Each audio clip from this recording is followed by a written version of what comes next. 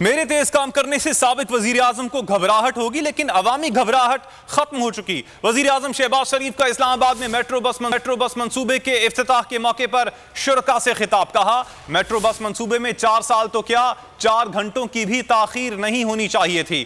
یہ منصوبہ 2017 میں نواز شریف نے دیا تھا، جسے 2018 میں آپریشنل ہونا تھا، لیکن حکومت کی تبدیلی سے یہ 4 سال تک التوا میں پڑا رہا۔ سابق وزراء گلے پھاڑ پھاڑ کر کہتے تھے کہ اس منصوبے میں کرپشن ہے۔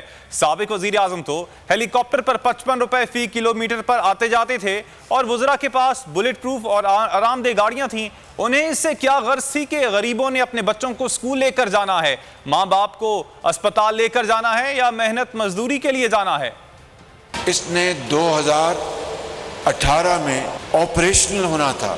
بدقسمتی سے یہ منصوبہ جب حکومت بدلی تو جس طرح باقی تمام منصوبے کھٹائی کا شکار ہو گئے، یہ بھی منصوبہ بدترین تاخیر کا شکار ہو گیا، اور 4 سال یہ ابدی نیند سوتا رہا، جس کی معیشت اس کو بالکل مرومل معیشت ہو چکی ہے۔ اب یہ منصوبہ جو 16 ارب کا تھا، کیا یہ 2.5 ارب یا 4 ارب چھوڑ کیا 100 روپیہ بھی نقصان برداشت کر سکتا ہے؟ فنڈز موجود تھے، ہر چیز موجود تھی۔ جو چیز مفقود تھی، جو نہیں تھی، وہ تھی the will to work۔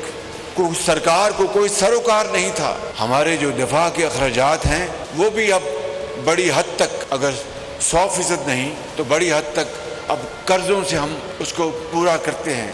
پچھلے حکومت کے وزیر اعظم پر گھبراہٹ یہ ہے کہ یہ کولیشن حکومت آئی ہے اور انہوں نے شہباز شریف مجھ ناچیز کو اپنا نمائندہ چنا ہے۔